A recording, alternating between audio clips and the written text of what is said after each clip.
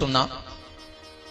एक महात्मा जी थे और उन महात्मा जी के पास जो भी उनके आश्रम में जाता था, भगवान की ऐसी कृपा थी उस महात्मा पे कि जो जिज्ञासा प्रश्न करके जाता था और महात्मा जी ऐसा जवाब देते थे कि उसकी समस्या का समाधान हो जाता था।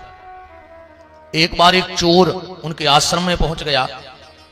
हजारों लोगों की भीड़ लगी थी। जो भी जाता महाराज जी से, जो पूछता, महाराज जी को बड़ो प्यारो जवाब देवे और वो की संख्या को समाधान हो जाए। अब लाइन लगी थी पूछने वालों की, तो जो भी चोर सरकत गुरुजी के पहुंचो, जाके प्रणाम किया। गुरुजी बोले बताओ। कहने लगो हम चोर आए।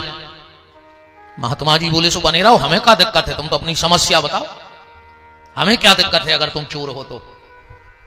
इसने सोचा यार महात्मा में दम तो है। अबे तक हम जौन बाबा जी के गए और जो हमने कही कि हम चोर हैं, तो सबसे पहले बाबा जी अपनो थैला टटोलते, पर इनको तो कोई फर्क ही नहीं पड़ो। बोले महाराज हम चोरी करते हैं। महात्मा जी बोले गलत है। चोर बोला हमें भी पता है कि गलत है, पर करते हैं।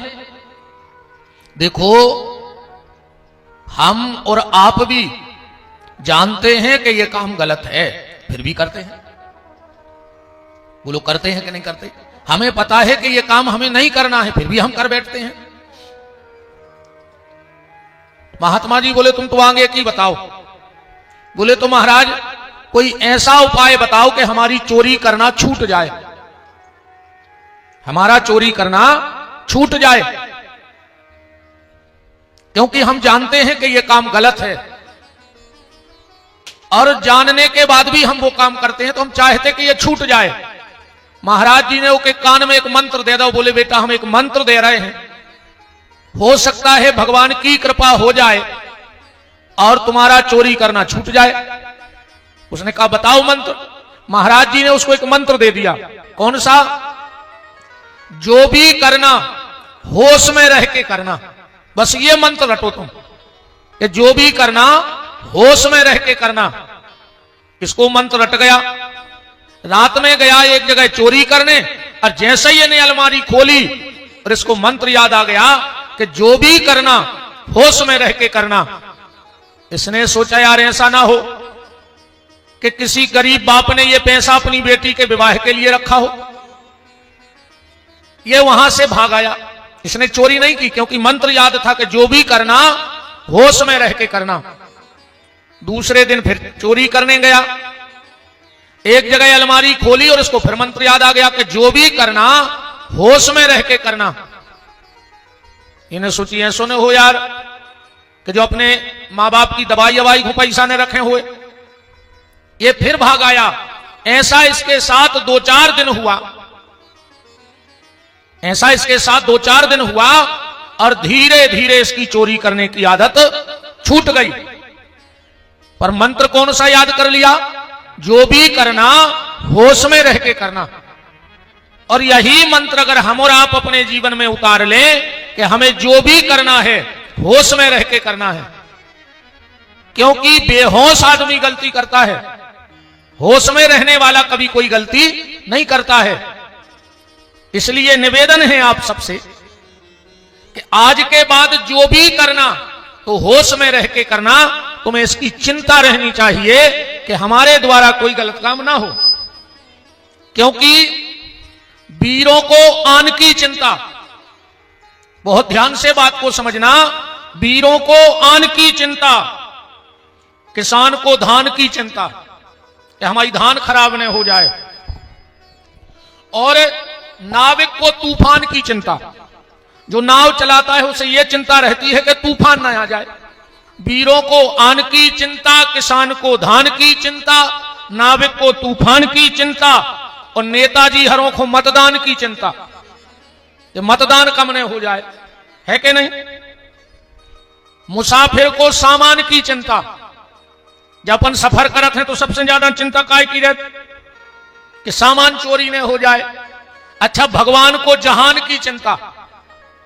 भगवान को सबकी चिंता है। अपने अपने घरन की सबका उनको पीर, और उन्हें पीर सब घरन की सो धन धन रघुवीर। तो भगवान को जहान की चिंता, भिखारी को दान की चिंता, मां बाप को संतान की चिंता है कि नहीं है?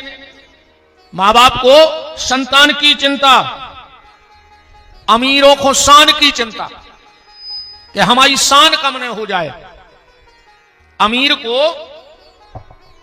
सामान की चिंता, कायर को जान की चिंता, कायर बहुत डरात मरवे को, कायर को जान की चिंता, कमजोर को बलवान की चिंता, कमजोर व्यक्ति को बलवान की चिंता, पढ़वे बारे को इम्तिहान की चिंता, उसको पेपर की चिंता रहती है कि विद्यार्थी को इम्तिहान की चिंता, पक्षियों को उड़ान की चिंता, प्रोफेसर को व्याख्यान की चिंता, जो प्रोफेसर होते हैं उनको व्याख्यान की चिंता, ज्ञानी को ज्ञान की चिंता, और आखिरी बात कंजूस को मेहमान की चिंता। कंजूस आदमी जा सोचत के हमारे घरे कुनवाने जाए न ज्यादा दिक्कत बन के रह जाए। तो निवेदन बस ये है कि जो भी करना होश में रह के करना, जो भी करना होश में रह के करना, जो भी करना जाग के करना, जो भी करना खुली आंख से करना। अपन सब सोई रहे हैं, अबे आंखें भूत भय भी अपन को नहीं दिखा रहा, आंखें होत भय भी अपन अबे अंधेरा बैठे सबरे। अच्छा नहीं हो तो हम सिद्ध करें दे रहे। जब अपन कोई के घरे जाते हैं, अब वो खा रहा रोटी, तुम जाके कहा पूछत हो क्या कर रहा है, तो तुम्हारी का फूट गई, तुम्हें नहीं दिखा रहा हो कि वो रोटी खा रहा हो। बताओ, वो बैठो है कहीं क्या कर रहा है, कहने लगे उल्टे लटके, कहने लगे मजाक ना करो, तो कहने लगे तुम्हारी फूट गई, तुम्हें नहीं दिखा रहा हो। हम लोग आंख वाले अंधे हैं, इसलिए जो भी करना होश में रह के करना और जाग के करना।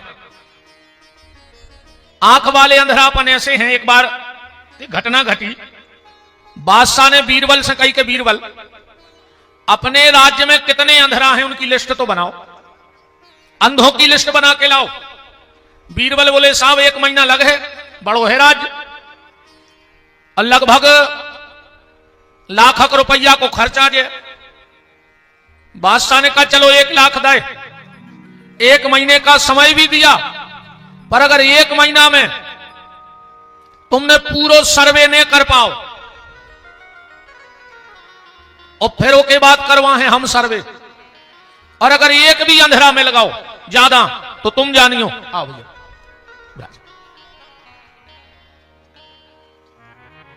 बजाओ, अच्छा आओ दिक्कत।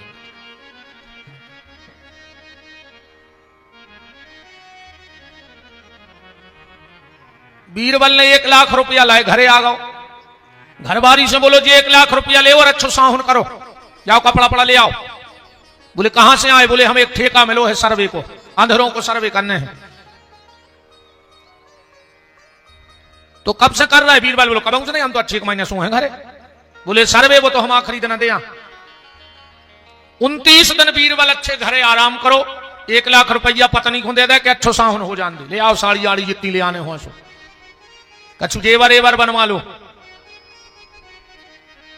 30वें दिन जब बीरबल को पूरो लेके जाने तो दस्तावेज, सवेरे बीरबल ने कहा करो एक जूता में बांधी रस्सी और छत पे होगा खड़ो, अब बस वो तो घुमावे जूता को। बादशाह ने देखा कि 10 बज गए, दरबार खुल गया, 12 बज गए, 2 बज गए, 3 बज गए, अब 4 बजे तो दरबार बंद ही हो जाए। अब बीरबल अभी तक नहीं आया, तो एक सिपाही से कहा कि जाओ बीरबल को बुला के लाओ। सिपाही गया, अब बीरबल तो जूता घुमा ही रहा हो, तो बोले क्यों रे बीरबल ये क्या कर रहा है। बीरबल ने कोई जवाब नहीं दिया। बोले बीरबल ये क्या कर रहा है, बीरबल ने कोई जवाब नहीं दिया। सिपाही ने कहा तुझे बादशाह ने बहुत सिर चढ़ा रखा है। लौट के आया, बोले साहब वो तो एक जूता में रस्सी बांधे घुमा रहा हो, सुनाई नहीं रहा। बादशाह ने मंत्री से कहा जाओ तुम जाओ। मंत्री गया, बीरबल को तो वही काम। मंत्री बोला क्यों रे क्या कर रहा है, बीरबल ने कोई जवाब नहीं दिया। आग बबूला हो गया मंत्री, तुझे बहुत सिर चढ़ा रखा है, तुझे किसी का डर नहीं है। दरबार में आ गए, बोले बादशाह वो तो जूता घुमा रहा, वो कोई की नहीं सुन रहा। क्रोध आ गया बादशाह को, बोले अब हम खुद जाते हैं। बादशाह गया, बीरबल को वही काम, बोले बीरबल क्या कर रहा है? बीरबल बादशाह की तरफ देखो ही नहीं, वो तो जूता घुमावे अकेलो। फन फना गया बिल्कुल, और बोलो अब भाई सेना पहुंचा रहा है, बिल्कुल सिर मंगवा है तुम आवाज कटवा कर, अब तो तुमने मेरा ही अपमान कर दिया। बादशाह पूरे के कुर्सी पे बैठ ही नहीं पाओ, पीछे से बीरबल आ गया। बोले क्यों रे बीरबल? बोले साहब अब गलती तो हमसे हो ही गई जो होने थी, पर पहले जो लिस्ट पढ़ ले, एक के बाद जो दंड दे हो हम मान जाए। लिस्ट में 3 ही नाव लिखे थे, सबसे पहले सिपाही, दूसरे नंबर पे मंत्री और तीसरे में बादशाह। बोले क्यों रे ये क्या है? अरे तो बोले तुम्हारे का फूट गई थी जब हम जूता में रस्सी घुमा रहे थे, हमसे पूछ रहे थे कि क्या कर रहा है, हमें लगो तुम 3 ही अंधेरा हो, बाकी तो सब आंखों बारे। तो निवेदन हम ये कर रहे हैं कि हम देख कर भी सत्य का ज्ञान नहीं कर पा रहे, तो हम अंधे हैं कि नहीं है? तो जो भी करना होश में रह के करना, जो भी करना होश में रह के करना।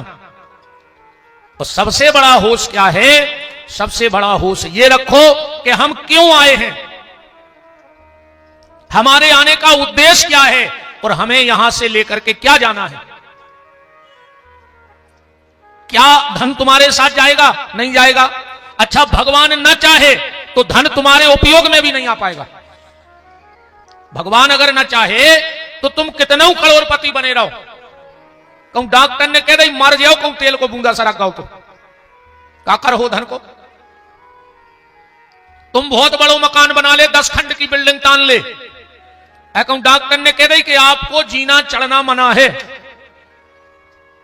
जाओ जीना पे, कहूं जीना पे जा रहे तो मरना पक्का है। फिर वो लोग जो जीना चढ़ रहे हो घर को, तो फिर मरवे को सीढ़ियां उतरने पर तुरंत। तो भगवान अगर चाह ले तो तुम उसकी किसी सुख सुविधा का उपयोग नहीं कर सकते हो। तो हम क्यों आए हैं, हमारे आने का उद्देश्य क्या है, और हमें यहां से लेकर के क्या जाना है। इन्हीं 3 चीजों पे आज की कथा का केंद्र होगा। हम क्यों आए हैं, हमारे आने का उद्देश्य क्या है, और हमें यहां से लेकर क्या जाना है। हमें यहां से लेकर जाना क्या है, इसको समझ लो। और इसी तरफ आज राम कथा की चर्चा चलेगी। रावण ने ब्रह्मा जी से का तप किया, और ब्रह्मा जी से वरदान क्या मांगा। अच्छा एक बात और देखना, जब रावण ने ब्रह्मा जी को बुलाया, तो ब्रह्मा जी के साथ शंकर जी भी आए हैं। रावण बोला कि हमने तो अकेले आपको बुलाया था, आप शिव जी को क्यों लाए, आप शिव जी को क्यों लेके आए। राम ब्रह्मा जी बोले तुम्हें अभी समझ में आ जाएगा कि हम शिव जी को साथ में क्यों लाए हैं, तुम तो अपना काम बताओ।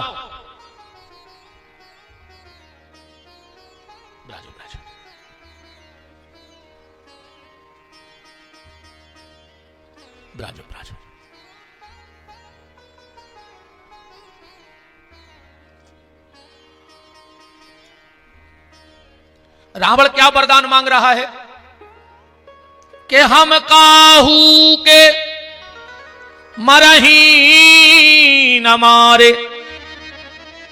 अच्छा जो दुष्ट वृत्ति के लोग होते हैं उनकी सोच यही रावण जैसी है। वो सोचते हैं कि हमें कोई ना मार पाए और हम किसी को भी मार दें, हमारा कोई कुछ ना बिगाड़ पाए और हम किसी का भी बिगाड़ दें। यही सोच रावण की है। और ईमानदारी से रावण अबे मरो नैया, रावण कंस मरे नैया। और अगर रावण मर गया होता तो हर साल रावण को जलाया क्यों जाता है। अगर रावण एक बार मर गया त्रेता में तो उसको हर साल जलाया क्यों जाता है। अच्छा रावण को जलाता कौन है। त्रेता के रावण को राम ने मारा तो मर गया। अब कलयुग के जितने रावण हैं उनके लिए राम चाहिए और राम है नहीं। रावण को जला रहा है, बोलो। अच्छा रावण को जलात को है। आगी देवे को काम कौन को है, पहले तो जा बताओ। रिश्तेदार आगी दे सकत, नहीं दे सकत, मित्र आगी दे सकत, कहूं शास्त्र में विधान नहीं है, कुल खानदान के ही आगी देते हैं। आजकल देखो रावण जब दशहरे को जलस धनुष बाण को लेके मारत, नेताजी जी हरे मार रहा है कि नहीं मार रहा है? हम तो समझ जात के परिवार आई के कहा है, इन्हें कहा है, बताओ आप। कंस भी आज नहीं मरा है, और ये बात आज मैं बिल्कुल रखना चाहता हूं मंच से। अगर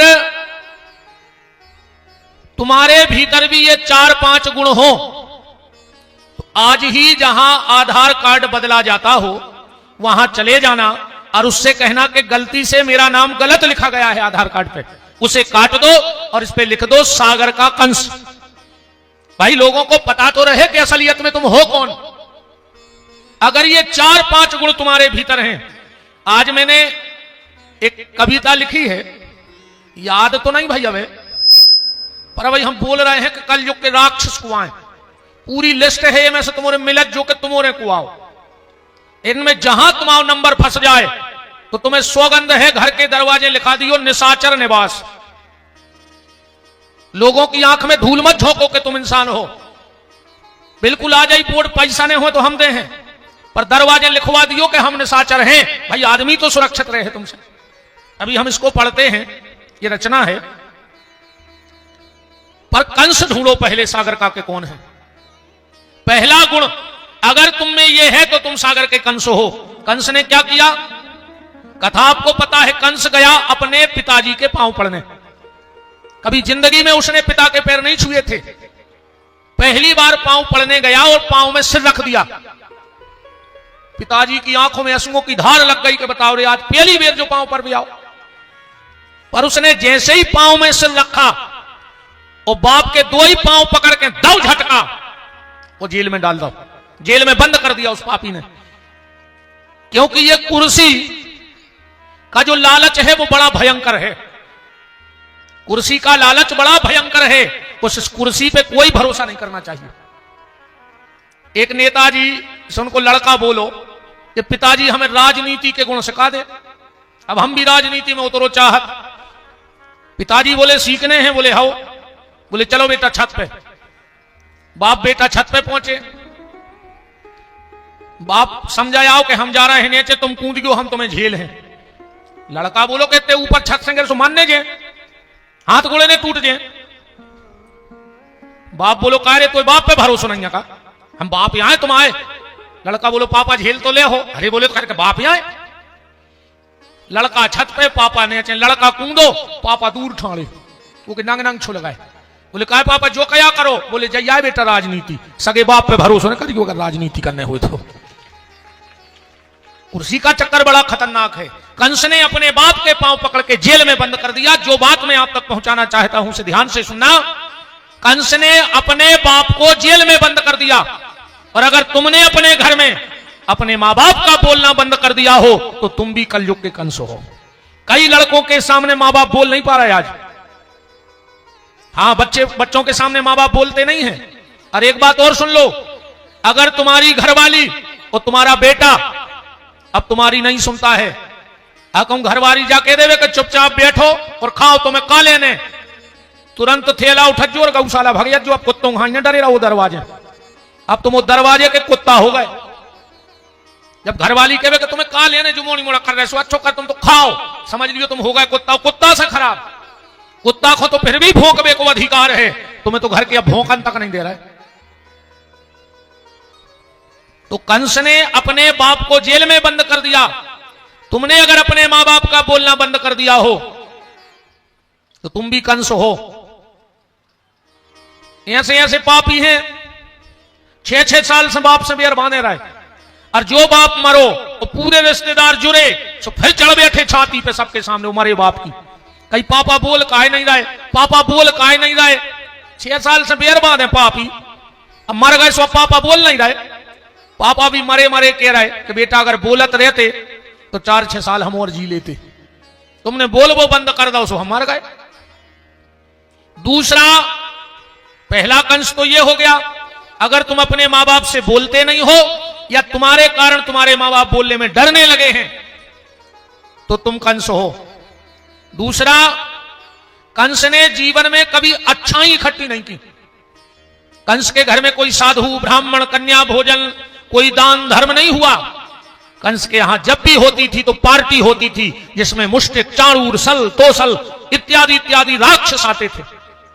और तुम भी अगर धार्मिक वृत्तियों से दूर हो तो तुम भी कलयुग के कंस हो। तीसरी बात, कंस के घर में एक चीज रोज गिरती थी, और अगर तुम्हारे घर में भी वो चीज गिर रही है तो तुम तो फिर कंस से भी गए गुजरे हो गए। क्या गिरता था कंस के घर में? एक चीज रोज, कंस के घर में उसकी बहन देवकी की आंख के आंसू गिरते थे। और जिस व्यक्ति के कारण उस घर की माताओं के आंसू गिरते हो, समझ लेना तुम भी कंस हो। अगर तुम्हारे कारण पत्नी रो रही है, तुम्हारे कारण बेटी रो रही है, तुम्हारी मां रो रही है, तो तुम भी कंस ही हो। जो व्यक्ति अपनी पत्नी पे हाथ उठा देता है, ना तो उसके हाथ का तर्पण लगता है, उस व्यक्ति के हाथ का तर्पण उसके पितर नहीं लेते, और उसके हाथ का कोई दान पुण्य भी नहीं लगता है। कछु माता जी हरे सोच रही होंगी आज ऐसी जानते तो हम तो जबरदस्ती खींच के ले आऊ थे कि चलो कथा में सुन ले, कल लेवा लेते अनुवाद अच्छा तो इतवार है तो छुट्टी भी पड़ गई।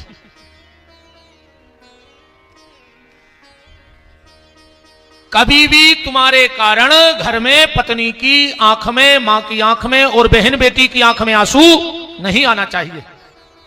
और आंसू तो किसी को ना आए तुम्हारे कारण। कोशिश ये करना कि तुम्हारे कारण किसी को आंख में आंसू ना आए। पर अगर तुम्हारे लिए किसी को आंसू आ गए तो समझ लेना तुम्हारा जीवन धन्य हो गया। तुम्हारे लिए आंसू आए, तुम्हारे कारण किसी को आंसू ना आए। तुम्हारे लिए तो आंसू आ जाए, पर तुम्हारे कारण किसी की आंख में आंसू न आए।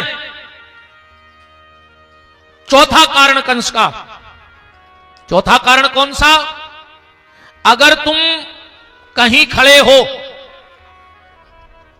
और किसी बहन बेटी को अपना रास्ता बदलना पड़े तुम्हारे कारण, तो समझ लेना तुम्हारे मां बाप ने संतान को जन्म नहीं दिया है, तुम्हारे मां बाप ने किसी शैतान को जन्म दिया है। बात तो तब है अगर आधी रात में तुम कहीं खड़े हो और कोई बहन बेटी जा रही है और तुम पे नजर पड़े तो वो और निश्चिंत हो जाए कि फला भैया खड़ा है, अब मुझे कोई दिक्कत नहीं है। तो समझ लेना तुम्हारे मां बाप ने संतान को पैदा नहीं किया, किसी संत को पैदा किया है। तुम अपने मां बाप की कुख में संत बन के आए हो। तो बात रावण की जन्म की चल रही है। आज एक थोड़े से गहन विषय पे हम चर्चा करेंगे। और बात बहुत गहराई से आज का सूत्र पकड़ना कि जो भी करना होश में रह के करना, बेहोश होकर कोई कार्य मत करना। रावण ने ब्रह्मा जी से कहा हम काहू के मरही न मारे। ब्रह्मा जी बोले कि रावण अभी तुमने पूछा था हमसे कि हमारे साथ शिव जी क्यों आए। इसीलिए हमारे साथ शिव जी आए हैं कि जिस दिन व्यक्ति का जन्म होता है उसी के साथ उसकी मृत्यु का भी जन्म हो जाता है। जिस दिन हमारा जन्म हुआ उसी दिन हमारी मृत्यु हो गई। रावण ऐसा तो हो ही नहीं सकता कि तुम मरो ना, मरना तो पड़ेगा, इसमें कुछ संशोधन कर लो। रावण ने कहा तो एक संशोधन कर दो। बोले क्या? हम काहू के मरही न मारे, बानर मनुज जात दो उबारे। मनुष्य और बानर छोड़कर हमें कोई ना मार पाए। ब्रह्मा जी ने कहा तुम्हें मनुष्य से डर नहीं लगता? रावण बोला सबसे ज्यादा डर तो हमें मनुष्य से लगता है। तो बोले तुमने मनुष्य सही कह रही कि मनुष्य मार दे। रावण हंस करके बोला कि ब्रह्मा हम जब किसी को मनुष्य बचने देंगे तब, जब हम किसी को मनुष्य रहने देंगे तब ना कोई हमें मारेगा। बोले क्या करोगे? बोले हम हर व्यक्ति में दानवता भर देंगे और मानवता खत्म कर देंगे। जब मानवता होगी नहीं, मनुष्य होगा ही नहीं। मनुष्यता क्या है और दानवता क्या है? जहां धर्म है, जहां मर्यादा है, जहां प्रेम है, जहां संस्कार है, जहां श्रद्धा है, जहां शिक्षा है, वहां मानवता है। और जहां मर्यादा नहीं है वहां दानवता है। देखो हर व्यक्ति की एक मर्यादा होनी चाहिए, हर घर में एक लक्ष्मण रेखा होनी चाहिए। आज हमारे घरों में लक्ष्मण रेखा नहीं है। हम तो आप सबसे यह भी निवेदन करते हैं, आप मकान बनाओ, बेडरूम बनाओ, बैठक रूम बनाओ, किचन रूम बनाओ, बाथरूम बनाओ, पर घर में एक कमरा कंट्रोल रूम भी बनाओ, उस पर लिखवा दो कंट्रोल रूम। और घर में जब कोई अनकंट्रोल होने लगे तो 2-4 घंटा या 2-4 दिन को कमरा में बंद कर दे कि जो अंदर कंट्रोल हो जाए उस बाहर आ जाइए, ना कमरा में रहो, खावे हम बाकायदा दे रहे। मर्यादा, जहां मर्यादा है वहां मानवता है, और जहां मर्यादा नहीं है वहां कोई मानवता नहीं है। तो रावण कह रहा है हम जब किसी को मनुष्य रहने ही नहीं देंगे। और बोले बानर, अच्छा ये बात बड़ा एक गहन विषय, इस पर चिंतन करना कि रावण ने बानर को क्यों जोड़ा, बानर क्या है।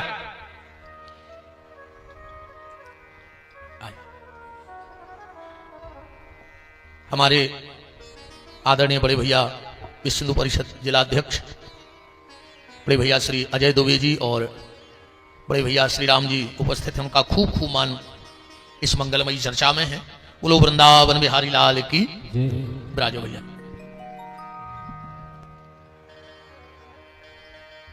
इतना ही ब्राज जाओ, ब्राज जाओ। तो रावण कह रहा है कि बानर मनुज जात दो उबारे, मनुष्य और बानर छोड़ के हमें कोई ना मार सके। तो मनुष्यता तो उसने सिद्ध कर दिया कि हम किसी को मनुष्य रहने नहीं देंगे तो हमें कोई मार नहीं पाएगा, पर इसने बानर क्यों जोड़ा अपने साथ। इस बानर शब्द को समझने के लिए हमें थोड़ा सा सहारा कबीरदास जी का लेना पड़ेगा।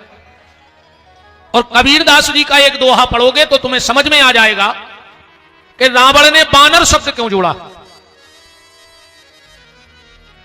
ध्यान से समझना, कबीरदास जी एक गांव में गए, 10-25 लोग इकट्ठे हो गए, बोले कबीरदास जी पधारे हैं तो कुछ सत्संग हो जाए। सब लोग बैठ गए सत्संग को। अब कबीरदास जी को सत्संग तो अटपट वही हतो। कबीरदास जी बोले सुनो, एक अचंबो हमने देखो, बंदर दोहवे गाय। कबीरदास जी कह रहे हम एक गांव में से निकले सो एक बंदरा गज्जा लगा रहा हो, तो एक अचंबो हमने देखो, बंदर दोहवे गाय, और दूध तो सब रो पी गो। बंदरा ने गैया लगाई, दूध पी लो, और बोले घी बनारस जाए, घी बेच भी बनारस चलो गो। कबीरदास जी बोले अब हम चले होगा सत्संग। अरे गांव के बोले दद्दा समझाओ तो कि क्या कया गया जा, जब दूध बंदरा पी गो तो घी कहां से आ गो। अब बंदर गाय लगा सकता है। गांव भर ने हाथ जोड़े, कबीरदास जी को बिठाया, बोले समझाओ, पुनः पुनः समझाओ, हम और इतने ज्ञानी नहीं है कहीं ऐसी कठिन भाषा समझ में आ जाए। कबीरदास जी बोले तो सुनो, एक अचंबो हमने देखो, बंदर, बंदर माने जो मन, बंदर माने मन, बंदर दोहवे गाय, गौ माने इंद्री।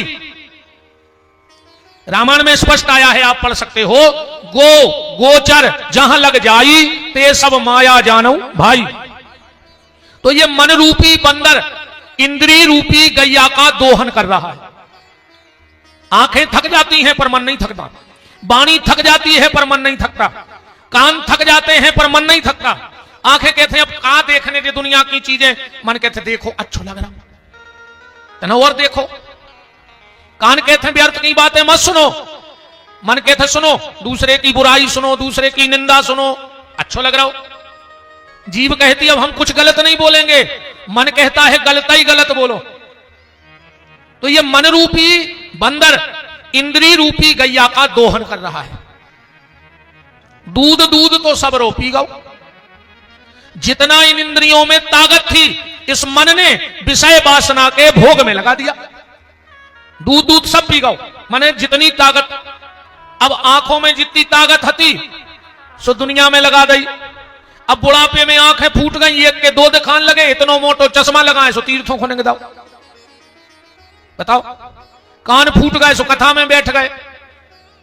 आंखों पर तनेगा जाला, नाक से बहेगा नाला, लाठी पर पड़ेगा पाला, जरा जिंदगानी में पड़े पड़े बिस्तर पर डले डले अकड़ाओगे, जब पीक ना बचेगी मुंह में तो भजन करोगे क्या बंदवाणी में। तो दूध तो सबरो पी गौ, घी बनारस जाए। आखिरी में मर गए सो इतनी सी थैलिया में भरे हड्डा बीन के कई काय कई इलाहाबाद ले जा रहा है। अब वो तो गंगा जी को तुम्हारे हाड़ या चाहे जिगत में गए कमू एक आध बार डूब बे। अच्छा कछु कछु कहते कि हमें भगवान बुला नहीं रहा वे, तो क्या करें, बांके बिहारी आ जाए वृंदावन से तुम्हारे घरे हाथ जोड़वे के चलो बाप हमें देखे आओ। अयोध्या से राम जी आवे तुम्हारे घरे हाथ जोड़वे के चलो यार एक दिन अयोध्या आ जा। ये तो आदमी की है बेईमानी, पैसा खर्च नहीं करो चाहे तीरथ जाओ पैसा खर्च हो जाए। अब भगवान की कृपा नहीं है हम पे ये से नहीं जा रहा है, हम तो कहते भगवान कब हो ही नहीं तुम पे कृपा, तुम्हारे फूल तक नहीं जा पाएगा। जब जिगत में नहीं गए तुम्हारे में हाड़ जाई काय होते तक हमें जा बताओ। अब तुम्हारे भी रेखों ने बैठे रहो के मोड़ी मोड़ा ले जाए थैलिया में, एक आध बेर उसे ही डूबी आओ। को पूछे कहां जा रहे जो जिंदा में फूल डुबोबे, मरे को नहीं ठिकानों को पहुंच रहा है कि नहीं पहुंच रहा है। तो कबीरदास जी कह रहे हैं कि ये मन रूपी बंदर इंद्री रूपी गैया का दोहन कर रहा है। अब इस तो बंदर माने क्या हो गया, मन। अब जरा इस मन शब्द को इस चौपाई में जोड़ो। हम काहू के मरही न मारे, बानर मनुज जात दो बारे। रावण को हम एक राक्षस ना माने, रावण को हम एक परंपरा माने।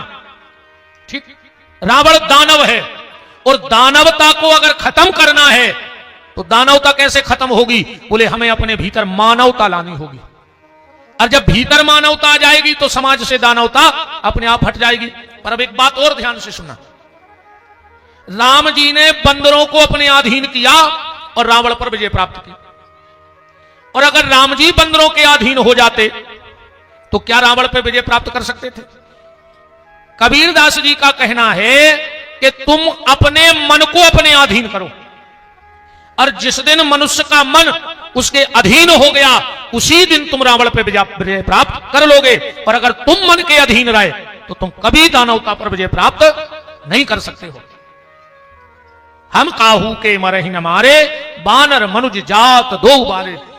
ब्रह्मा जी ने वरदान दिया और रावण ने दिग्विजय चालू किया, वो वरदान मिल गया उसके लिए। थोड़ी सी रावण के जन्म की चर्चा करें।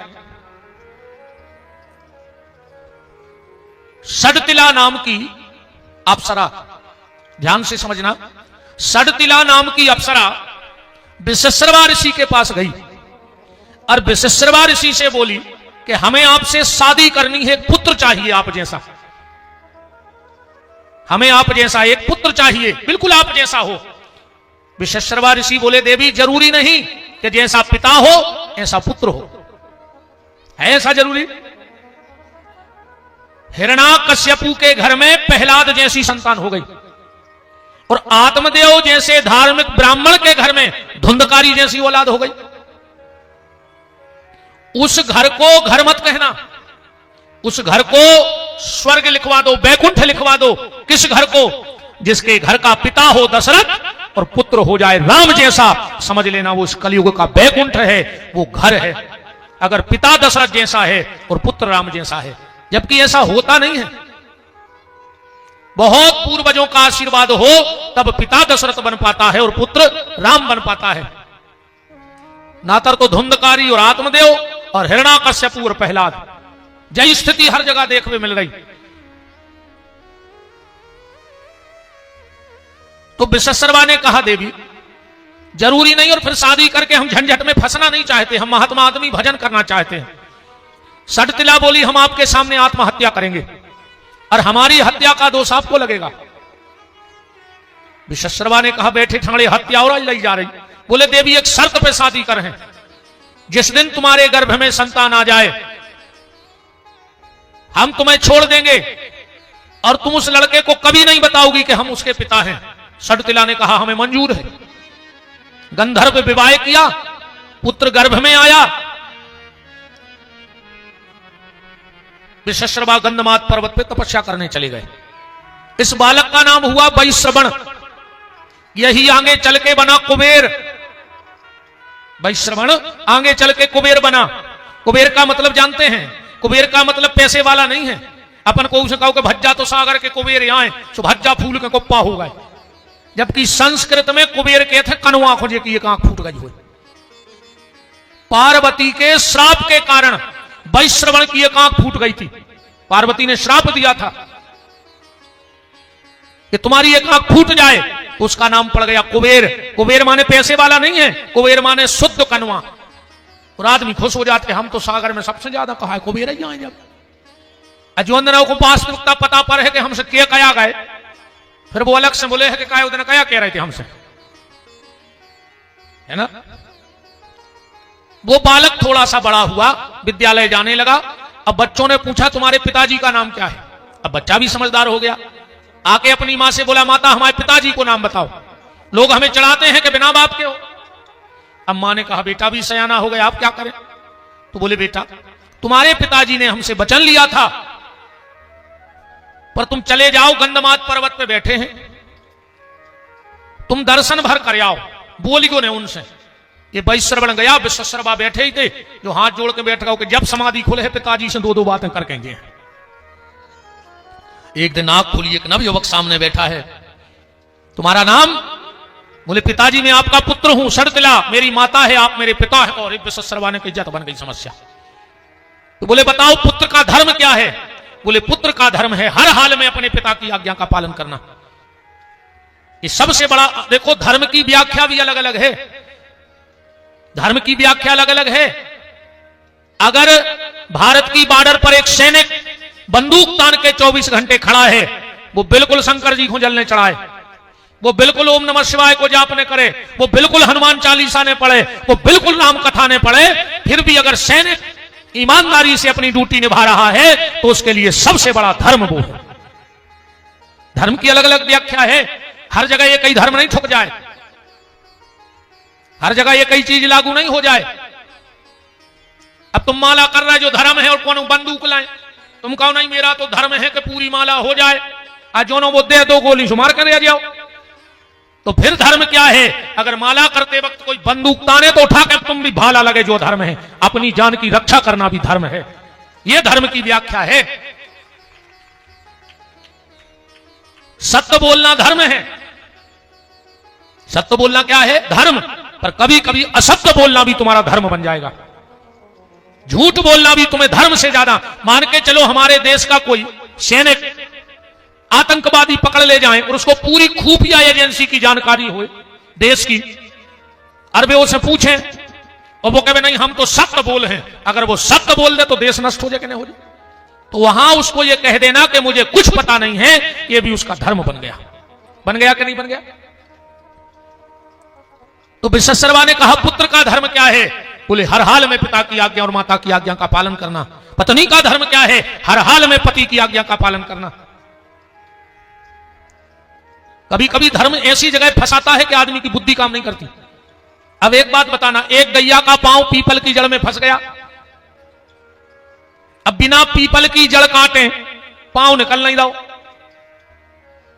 अब पीपल को काटना ब्रह्म हत्या का दोष है। जैसे अमावस्या के दिन कभी भी किसी भी वृक्ष को नहीं काटना चाहिए। अमावस्या के दिन कोई भी डाली भी मत तोड़ो। जो अमावस्या के दिन वृक्ष काटता है उसे ब्रह्म हत्या का पाप लगता है। अब गैया को पांव फंसो पीपर की जड़ में और पीपर की जड़ काट, वो ब्रह्म हत्या है। अब अगर तुम पीपर की जड़ नहीं काट रहे सो गैया मर रही, और गैया बचा रहे सो पीपर की जड़ कट रही सो ब्रह्म हत्या। अब क्या करो धर्म में, ऐसी स्थिति में क्या करोगे। तो उसने कहा पिता की आज्ञा मेरे लिए पूर्ण धर्म है। विश्वश्रवा बोले तो हम जो आदेश देंगे वो करोगे। विश्वश्रवा ने कही ऐसी बात बता दे कि ने जो कर है ने लौट के आ है। विश्वश्रवा बोले कि पितरों के पास 3 कन्या हैं, राका, पुष्पोटिका और मालिनी। उन तीनों से हमें शादी करनी है, वे ले आओ हमारे लाने। विश्वश्रवा ने सोची कि वे 8-8, 9-9, 10-10 साल की बेटी हैं, को हम काय खोदे बूढ़े 500 साल के बाबा को। सुनने जो कब लौट के आ है हम भजन करत रहे। ये वैश्रवण गया पितरों के पास और बोला कि हमें तुम्हारी बेटी, यक्षों के पास कि हमें तुम्हारी बेटियां चाहिए। तो उस समय वैश्रवण बड़ा तेजस्वी था, शिव जी ने वरदान दे दिया था, धनाधिपति हो गया था। बोले हम 3 बेटियां बयान दे रहे तुमसे। बोले मुझे नहीं, मेरे पिता को चाहिए, पिताजी शादी कर रहे हैं। यक्षों ने कहा बिना युद्ध के तो कछु नहीं हुई। युद्ध हुआ, आखिरी में यक्ष हार गए और कुबेर 3 बेटियां लेके पिताजी के आगे के जेल हो। पिताजी ने कही वो टेंशन बन गई। अब तो भाई श्रवण को छोड़ के चला गया। तना माता जी हर से प्रार्थना है, सरक आओ बहन जी हर वांगे को आ जाओ बहन हरो तन तनक। इन्होंने लगे कि तुम हमारी बात माना तो बिल्कुल न सरक यू मान के मैं हो जाओ तना ऐसे। हाँ किसा क्या होता ना, किसा क्या बेनमान है हमारी, बेसास की नहीं माने, बेघरवारे की नहीं माने, मारा जाओ कहां से, किसा क्या आता ना।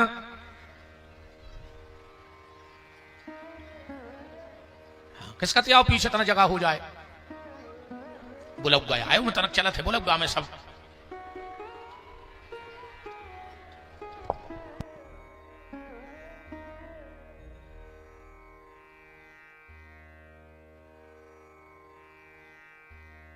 जो भी पीछे पुरुष वर्ग बैठे उनसे प्रार्थना है उठ के यहां जाओ, बहुत पर्याप्त जगह है। जितने भी पुरुष वर्ग बैठे सब उठ के यहां जाओ, उठ आओ सब पुरुष वर्ग। राम भाई श्रवण तो अपने पिता के पास राका, पुष्पोटिका और मालिनी को छोड़ के चला गया। एक दिन विशेषरवा ने इन तीनों से कहा कि जाओ तुम स्नान करके आओ, आज हम तुम्हें पत्नी का स्थान देते हैं। तीनों स्नान करने गई और जब तीनों स्नान करके आई तो सबसे बड़ी थी राका। विशेष मेरी कथा को थोड़ी सी मर्यादा में समझ लेना, व्यास गद्दी की मर्यादा है, हमें कहना भी पड़ेगा और संकेत में आपको समझना भी पड़ेगा, क्योंकि व्यास गद्दी की अपनी मर्यादा होती है। कुछ चीजें कहना हम लोगों की मजबूरी है पर वो अमर्यादित है। तो सबसे पहली पत्नी पुष्पोटिका के गए और बोले कि देवी हम तुम्हें अपनी पत्नी बनाएं, उसके पहले तुम मुझसे कुछ वरदान मांगो। पुष्पोटिका ने कहा नाथ अब मैं आपकी पत्नी बन गई तो यह शरीर तो आपका हो गया, आप इसे भोग सकते हो। बोले नहीं नहीं पहले वरदान मांगो। तो पुष्पोटिका ने कहा नाथ अभी तक जितनी बार मैं मासिक धर्म से हो चुकी हूं मेरे सब मासिक धर्म जिंदा हो जाएं।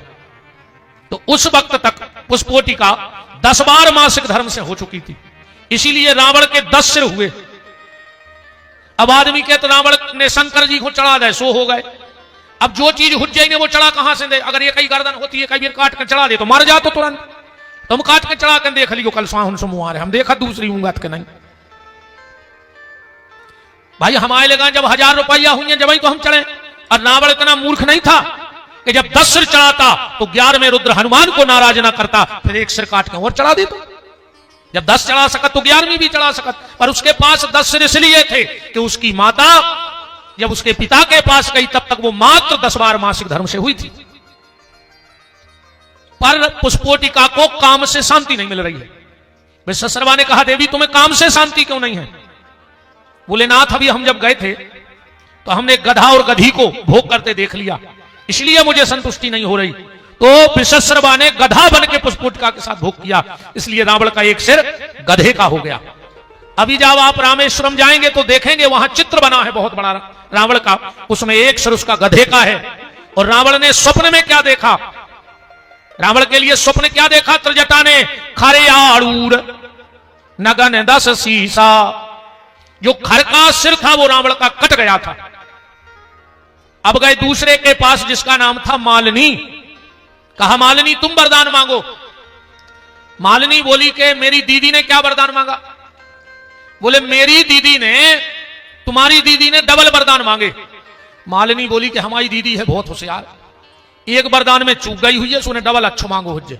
तो बोले हमारी दीदी ने जो दूसरा वरदान मांगा वो हमें डबल करके दे दो। तो विश्वशर्मा मालिनी के पास 2 बार गदा बन के गए भोग के लाने, इसलिए उसके यहां 2 पुत्र हुए, खर और दूषण। खर माने भी गदई होते। तीसरी थी राका, राका के पास गए और बोले देवी तुम क्या चाहती हो? बड़ी भगवत भक्त थी, बस समझ गई कि हमारी बहनों ने तो उल्टो ही मांगो हो गारंटी से। तो बोले जो मेरी बहनों ने मांगा उसका उल्टा करके हमें दे दो। तुमने तो सरासर राक्षस मांगे थे, तो राक्षसों का उल्टा तो देवता होगा। इसीलिए इनके यहां 2 पुत्र हुए, विभीषण और कुंभकर्ण। कुंभकर्ण भी बहुत बड़ा राम भक्त था। अब विभीषण का तो आप सबको पता है कि जब रावण ने लात मारी तो विभीषण रोते हुए फिर रहा था। किसी से विभीषण ने पूछा हम कहां जाएं? एक संत जी बोले राम जी के। बोले काहे? बोले उनको अनुभव है, जो तुम पे बीती बा उन पे बीती। भाई जे के पांव ने पटी बिमाई वो का जाने पीर पर आई। बोले मतलब, बोले राम जी के हृदय में एक बार लात घल चुकी है, सुनको लात घलवे को अनुभव है। भृगु ऋषि ने मारी थी लात के नहीं मारी थी। चरण चिन्ह आज भी आप जब गोपाल जी लाते हो तो गोपाल जी के हृदय पे चरण का चिन्ह बना होता है। एक बार तो एक अच्छी घटना याद आई। एक गुरुजी थे, उनका एक बड़ा भोला भाला चेला था, बड़ा भोला भाला निसक्त, अब मूर्ख तो कह नहीं सकते क्योंकि भक्त था, बिल्कुल सीधा और सच्चा भगत, दुनियादारी कुछ नहीं जानता था। एक बार गुरुजी गए कहीं यात्रा पे, तो कह गए बेटा बरसात का है टाइम, कोशिश तो हम ये करेंगे कि हम रात भर में आ जाएंगे, और अगर हम न आ पाए तो तुम सुबह गोपाल जी की सेवा कर देना। अब उसने कभी गोपाल जी बिना कपड़ों के देखे नहीं थे क्योंकि गुरुजी तैयार करके रखते थे। रात में गुरुजी आए ना, अब ये रात भर सोचता रहा कि पूजा कैसे करेंगे, पूजा हमने तो कभी देखा ही नहीं पूजा करते हुए। पर विचार किया कि चलो नहवा दें और टीका लगा दें, बाकी गुरुजी जाने, गुरुजी का काम, कुछ भोग लगा देंगे। तो इसने जैसे ही ठाकुर जी के वस्त्र निकाले स्नान के लिए और ठाकुर जी के हृदय पे चरण चिन्ह बना था, इसने एक बार गुरुजी से कथा सुनी थी कि भगवान को भृगु ऋषि ने लात मारी थी, और जो इसने देखा ठाकुर जी को हृदय से लगा के इतना रोया, बेहोश हो गया, फिर होश में आए, फिर रोवे, फिर बेहोश हो जाए। शाम के 5 बज गए। शाम को जब गुरुजी आए तो क्या देखा कि वो चेला भगवान को लिपटाए हुए रो रहा है। गुरुजी ने कहा भगत क्या हो गया? बोले गुरुदेव एक बात बताओ, अगर किसी को थप्पड़ मार दो तो 2-4 दिन बाद 2-4 दिन गाल पे निशान रहते फिर मिट जाते हैं, किसी को तलवार भी मार दो तो वो निशान मिट जाता है धीरे धीरे। पर भृगु ऋषि ने भगवान को कितनी तेज लात मारी होगी कि कब सतयुग में लात मारी और कलयुग में अभी भी भगवान के हृदय से वो चरण का चिन्ह नहीं मिटा है, तो कितनी तेज लात मारी होगी, वो सोच सोच कर हम रो रहे हैं। ये सिर्फ भाव जगत की बातें हैं। रावण का जन्म हुआ, मंदोदरी से विवाह हुआ, और जब मंदोदरी से विवाह हुआ मेघनंद नाम का पुत्र हुआ। अच्छा, रावण ने दिग्विजय करी। इस सबसे पहले कहां गया? पाताल, बलि के पास। बलि से बोलो कि बलि तुम तो हो कायर। बोले मतलब? बोले मेरी इच्छा है कि हम सब जितने भी बलशाली देते हैं मिलके और अपन विष्णु को मार दिए। बलि बोलो हम तुम्हारे संगे हैं। रावण बोलो अब तुम्हारे संग मिल गए, अब हम विष्णु को निपटा दें। चलो। बलि बोलो कि तुम हमारे शस्त्रागार में चले जाओ तो एक मुसट्टा रखो है, वो भर उठा ले आओ। रावण गाओ वो मुगदर उठावे में पसीना पसीना हो गओ, माए से हाँ बताओ। बोले हमसे वो मुसट्टा नहीं उठ रहा। रावण बोलो तो सुन ले, जो वो मुसट्टा उठाते हमारे बाबा हारे उनको भी विष्णु ने मार के फेंक दो। तुम्हारी औकात का है तुम सुनको मुसट्टा उठा नहीं दो? तुम विष्णु इतना लज्जित भाव जो रावण उते ऐसे जो नाग लोग पहुंचो कि सर्पों को संगे करे नाग को। सो नाग ने पकड़ के एक पांव बांध के वो पल्ला में लटका दो। 6 साल जो पल्ला में लटको रहा मोड़ी मोड़ा खेलत रहा, जैसे पर पल्ला में पुतंग नहीं लटका दे पांव बांध के, सोबे बारे मोड़ी मोड़ा ये सो लटको रहा। रावण बड़ा लज्जित हुआ। इसने आके एक आदेश पारित कर दिया रावण ने। कौन सा आदेश पारित किया? जगह जगह इसने दीवालों पे लिखवा दिया। क्या लिखवाया था रावण ने? आप लोगों ने पढ़ा बोर्ड कभी रावण का? रावण ने कहा जे ही देश धैन दुज पावई, नगर गांव पुनि आग लगावई। जहां जहां ब्राह्मण और गैया मिले उनको इकट्ठा करके तेल डाल के आग लगा दे। क्यों? क्योंकि सनातन धर्म के 2 मूल स्तंभ हैं, एक गाय और एक ब्राह्मण। जिस दिन ये 2 नहीं रहेंगे उसी दिन सनातन धर्म खत्म हो जाएगा। देखो, गाय नहीं होगी तो ब्राह्मण नहीं होगा, ब्राह्मण नहीं होगा तो गायत्री नहीं होगी, गायत्री नहीं होगी तो वेद नहीं होंगे, वेद नहीं होंगे तो दुनिया की वेदना कैसे खत्म होगी? और जब वेदना में सब फंस जाएंगे तो निश्चित कली का साम्राज्य स्थापित हो जाएगा। इसीलिए आज वर्तमान स्थिति में 2 लोगों को सबसे ज्यादा टारगेट किया जा रहा है, एक गैया को और एक ब्राह्मण को, सबसे ज्यादा टारगेट। और फेसबुक पे तो आप देखो लोग नकली आईडी बना करके क्या क्या लिखते रहते हैं, दुनिया भर की बातें होती रहती। और हमें तो लगता है इसमें सबसे बड़ा हाथ विदेशी मिशनरियों का है, सबसे बड़ा हाथ विदेशी मिशनरियों का है। वो चाहते हैं कि गैया और ब्राह्मण न बचे तो हमारा साम्राज्य स्थापित हो जाएगा। आज गैया की हालत देख लो, रोडों पे मारी मारी फिर रही है। जबकि जिस रामायण को आप लोग सुन रहे, सिर्फ एक छोटा सा दृष्टांत आपको दे रहा हूं। वाल्मीकि जी के बारे में आप लोगों ने सब जानते हैं, वाल्मीकि जी को सबने पढ़ा है, सुना है। उल्टा नाम जपत जग जाना, वाल्मीकि भय ब्रह्म समाना। एक दिन नारद जी मंत्र दे गए। अब राम जाने मरा मरा जपा के राम राम जपा। हमारे हिसाब से तो मरा मरा भी राम ही राम है। आप 100 बार मरा मरा कहो, मैं चैलेंज देता हूं वो मरा मरा भी राम राम हो जाएगा। बोलो जल्दी जल्दी, मरा मरा मरा मरा मरा मरा मरा मरा मरा मरा मरा। रामायण तो नहीं कर रहा हूं। तो वाल्मीकि जी ने उल्टा नाम कैसे जपा? वाल्मीकि जी ने उल्टा नाम ऐसे जपा, उन्होंने वास्तव में राम राम नहीं कहा, उन्होंने मरा मरा ही कहा। क्यों कहा? क्योंकि वाल्मीकि की जो इष्ट थी वो माता जानकी थी। वाल्मीकि की इष्ट कौन थी? माता जानकी। वशिष्ठ जी की इष्ट कौन थी? माता जानकी। हाँ, गर्ग जी जब वशिष्ठ जी से ब्रह्मा जी ने कहा कि तुम जाओ और तुम्हें सूर्य वंश की पुरोहिताई करनी है, वशिष्ठ जी ने कह दिया पुरोहित कर्म अच्छा नहीं है, हम नहीं करेंगे। तो ब्रह्मा जी ने एक लोभ दिया कि जिस वंश में तुम जा रहे हो उसकी 71वीं पीढ़ी में स्वयं पर परमात्मा प्रकट होंगे और तुम्हारे शिष्य बन जाएंगे। वशिष्ठ जी ने कहा पिताश्री ब्रह्मा, जब वो परमात्मा ही मेरा चेला होगा तो मैं साधना किसकी करूंगा?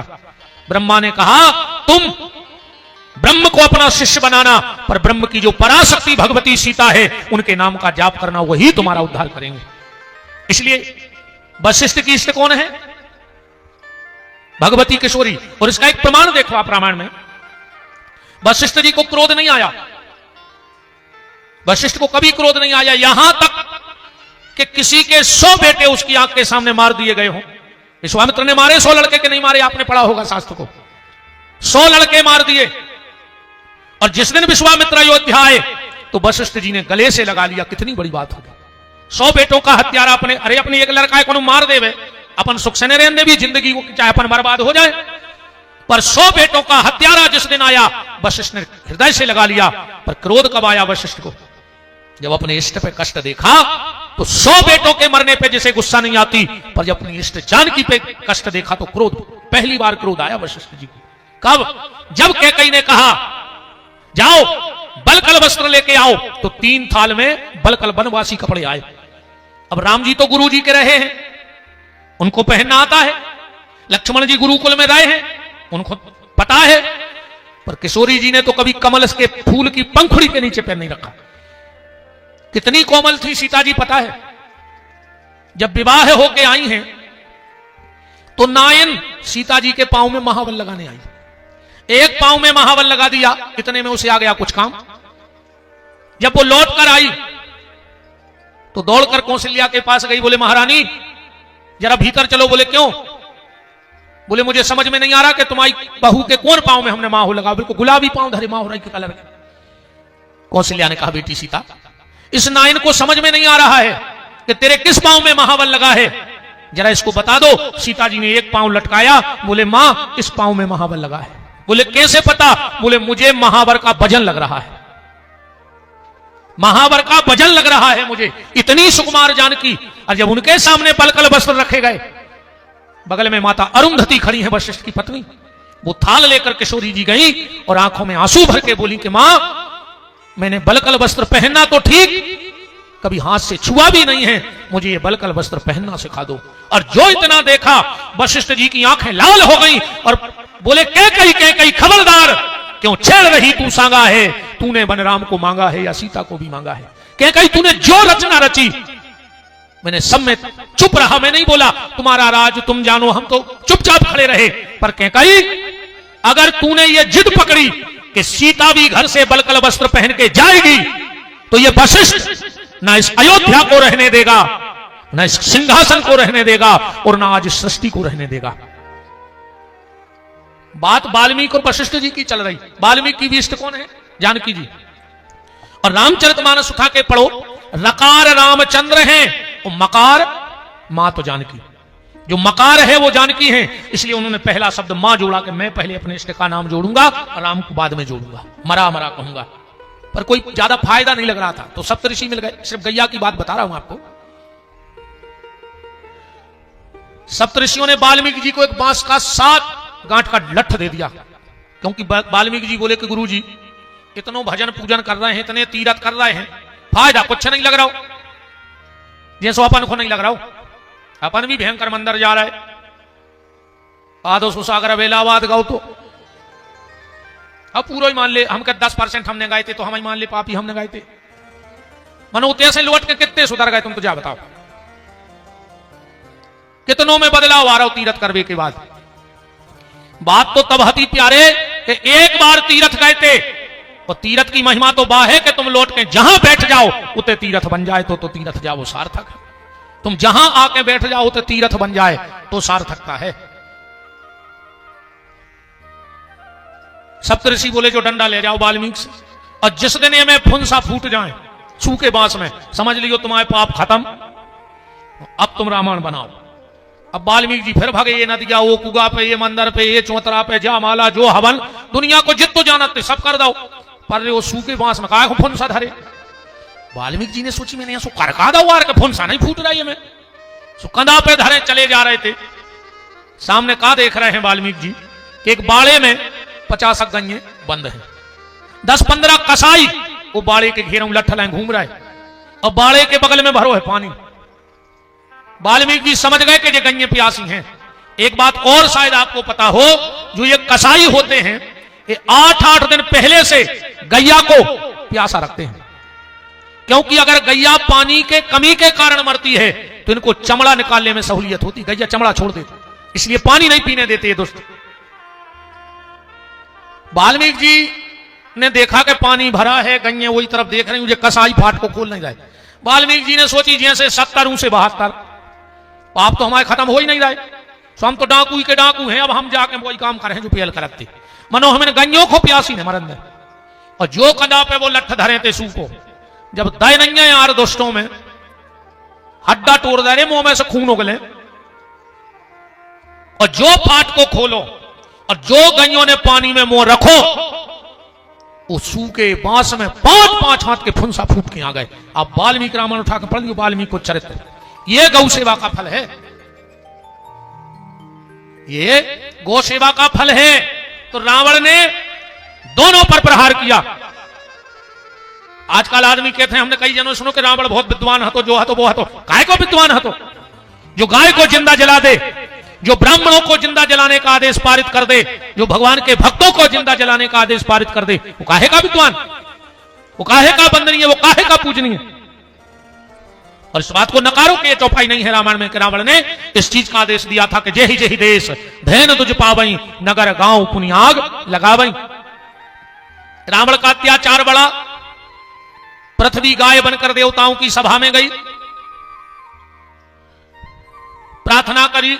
पृथ्वी ने कहा कि मुझे पहाड़ों का बोझ नहीं लगता है, मुझे नदियों का बोझ नहीं लगता है, पर जब व्यक्ति पाप करता है तो उसका बोझ मैं सहन नहीं कर पाती, मुझसे यह बोझ सहन नहीं होता। तो बोले अब ब्रह्मा जी बोले हमारे तो बस की है नहीं रावण से निपटो। कौन निपटेगा? बोले वो परमात्मा। बोले मिलेगा कहां? तो ब्रह्मा जी बोले कि अब पता लगाओ थे समय कहां है। इंद्र बोले कि गोलोक में हुए, बैकुंठ में हुए, स्वर्ग में आ सकट। और भगवान सब बैठे बैठे मुस्कुरा रहे थे। ब्रह्मा जी बोले काहे हंस रहे? भगवान शंकर बोले कि तुम्हारों की बातों पे हंस रहे। क्यों? बोले भगवान को कहीं ढूंढने नहीं जाना है। फिर भगवान कहां है? बोले अभी जग में सब राहत विरागी, अप्रेम ते प्रभु प्रगटे जिमियागी, हरि व्यापक सर्वत्र समाना। भगवान कण कण में है, कण कण में ठाकुर जी विराजे हैं। अब फिर यहां लोग एक प्रश्न करेंगे कि जब भगवान कण कण में हैं तो मंदिर काहे को जज्जे? प्रश्न तो कर है आदमी ने कर कि जब पंडित जी कह रहे भगवान कण कण में है तो मंदिर जावे की जरूरत का है? उनके लाने हमारा एक जवाब है कि पृथ्वी के नीचे पानी पानी है कि नहीं है? पृथ्वी के नीचे क्या है? पानी पानी है। जहां तुम लोग बैठे यहां भी पानी है। हम कह 100 फुट 200 फुट 500 फुट मनो नीचे पानी है। पर अगर तुम्हें इसी वक्त प्यास लगे आए तो कहते हैं गिट्टा में मुंह मारन लग। अब तुम जा भी नहीं कह सकते कहते पानी नहीं है, ये पी जाओ। पर जब प्यास लगेगी तो कहां भागोगे? टंकी की तरफ, नल की तरफ, कुआं की तरफ, नदिया की तरफ, क्योंकि वहां प्रगट पानी है।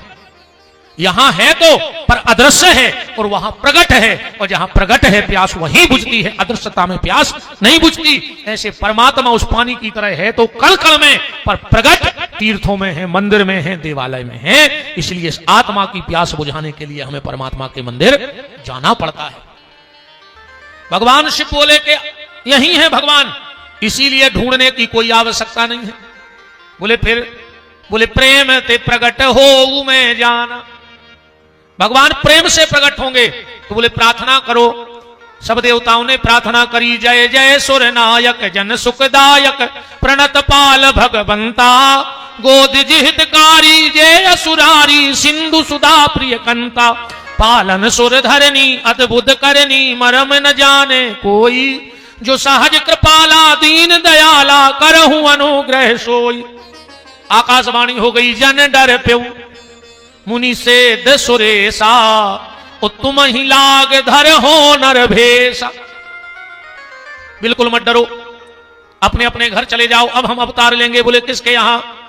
बोले महाराज मनोहर शत्रुपा, जो पिछले जन्म में मेरी साधना की और अब वो दशरथ कौशल्या बन गए हैं। आइए हमारे परम श्रद्धेय आचार्य गण, आचार्य बड़े भैया श्री राम जी दुबे और आदरणीय बड़े भैया श्री जयराम जी उपस्थित हैं, उनका बहुत बहुत मान है। अच्छा मंदिर का बहुत बहुत धन्यवाद अजय भैया के लिए जो आप पधारे। शर्मा जी के भी लिए बहुत बहुत धन्यवाद। राम गोस्वामी जी राम जन्म की भूमिका बना रहे हैं। अब राम जन्म की भूमिका कहां से बनेगी? दशरथ और कौशल्या,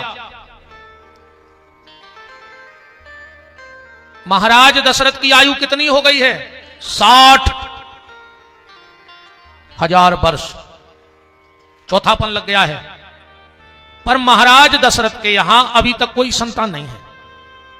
पर महाराज दशरथ को चिंता नहीं है। क्यों? क्योंकि उनको याद है कि भगवान ने कह दिया था और हमने भगवान से मांगा था, चाहूं तुम्हें समान सुत प्रभु सन कवन दुराव। दशरथ जी की 3 रानियां हैं, कौशल्या, कैकेयी और सुमित्रा। दशरथ जी के यहां कोई संतान नहीं हुई तो गोस्वामी जी ने संकेत किया कि एक बार भूपति मन माही, भई गलानी मोरे सुत नाही। एक बार भूपति मन माही, भई गलानी मोरे सुत नाही। एक बार भूपति मन माही, भई गलानी मोरे सुत नाही। एक बार भूपति मन माही, भई गलानी मोरे सुत नाही। भई गलानी मोरे सुत नाही। भई गलानी मोरे सुत नाही। चौथापन आ गया और महाराज दशरथ को यह चिंता है, एक बार भूपति मन माही, भई गलानी मोरे सुत नाही। कोई संतान नहीं हुई, बेटी हो जाती। पर आज को आदमी तो लड़का को मरो जा रहा हो। भगवान एक लड़का दे दे, एक लड़का दे दे, काहे न बुढ़ापे में तुम्हें आड़े डार के कुचर है को, तुम्हें खून के असुगर हुआ है को, तुम्हारी जाजात बटे है को। बताओ एक के बाद वो लड़कों के सुख हुए तो उठा दे हाथ कि हमें सुख है लड़कों को। बताओ तुमाओ लड़का तुमाओ जब नोई है जो नो चंगा मंगा नहीं भाई, और जो चंगा मंगा भाई अजय तो माए कैसे ऐसी शिशिया ले आउट और ऐसी घोर के पे आउट कि बहु दद्दा बेरी लगन लगत अन्य लग रहे हो तो बताओ। अच्छा जावात सियानी सियानी माताएं जानत भी हैं। यही से जब लड़का की शादी होते और जब वो विदा होके जाते घर से दूल्हा बन के, तो मताई सूपा में सामान ले आता, आरती उतार भी लियात के नहीं लियात, और भारी बलंगे ले। पता है वे क्या कहते, वे जाया कहते हैं पूतरा आ जाई नौके हमाए हो, माए से तो लौट के आ हो, सो ऐसी महामाया मूड पे बैठ के आ है कि तुम हमारी एक ने मान हो। ब्राज जाओ, एक ने मान हो, है ना। राम कहो आज को आदमी ये खो मरो जा रहा हो कि एक लड़का हो जाए और हमारा नाव चल जाए। जरूरी नहीं है कि लड़का नाव चले हैं। धृतराष्ट्र कह रहे 100 हते, हते के नहीं हते है धृतराष्ट्र को नाव। चलो ये तो हो सकत कम हुए। रावण के तो 1 लख पूत 1.25 लाख नाती, वो कह तो 2.25 लाख हते नहीं हते, 2.25 लाख हते, पर वो को नाव लेवे बारो भाव को के नहीं भाव। राम निवेदन में ये कर रहा हूं कि जरूरी नहीं कि बेटा नाम चलाएगा। अरे भगवान रावण जैसे 2.25 लाख औलाद ने देवे, धृतराष्ट्र जैसे 100 लड़का ने देवे, पर अगर जनक जैसी एक बिटिया सीता दे देवे तो लाखों लड़का निछावर करके फेंक दियो। सीता जैसी एक बेटी अगर हो जाए, बताओ जनक का नाम उनके पुत्र से चल रहा है कि पुत्री से चल रहा है, बेटी से नाम चल रहा है। मीरा का नाम, माता सबरी का नाम, कर्मा देवी का नाम, झांसी की रानी का नाम, दुर्गावती का नाम, अवंतिका देवी का नाम, ये अपने किस नाम से चल रहा है? इनके परिवार के बेटी के नाम से चल रहा है कि नहीं चल रहा है? दशरथ जी को बड़ी गलानी हुई कि हमारे यहां कोई संतान नहीं है।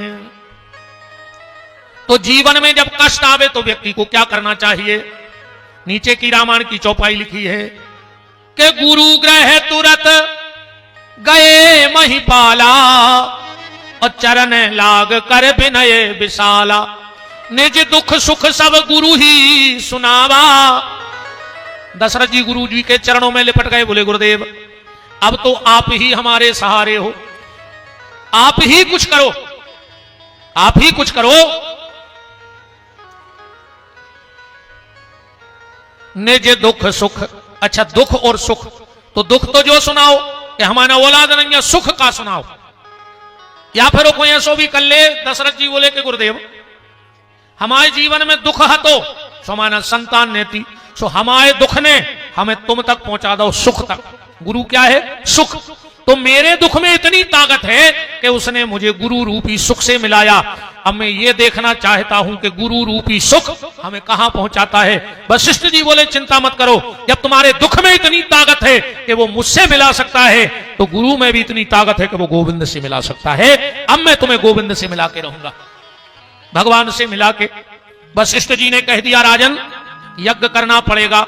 दशरथ जी बोले कितना खर्च हो जाए? आप तो कल से यज्ञ करो। बोले हम वो यज्ञ नहीं कर पाएंगे। देखो कर तो लेते, पर ये बड़ों का बड़कपन होता है कि वो छोटों को मान्यता ज्यादा दे देते हैं। ये बड़ों का बड़कपन है कि वो छोटों को ज्यादा मान्यता दे देते हैं। बोले हम नहीं कर पाएंगे यज्ञ, फिर कौन करेगा? बोले ये यज्ञ श्रृंगी ऋषि करेंगे। रामायण में चौपाई लिखी कि श्रृंगी ऋषि वशिष्ठ बुलावा, ओ पुत्र काम शुभ जग करावा। ये श्रृंगी ऋषि को आए, दृष्टांत महासागर में कथा आई है।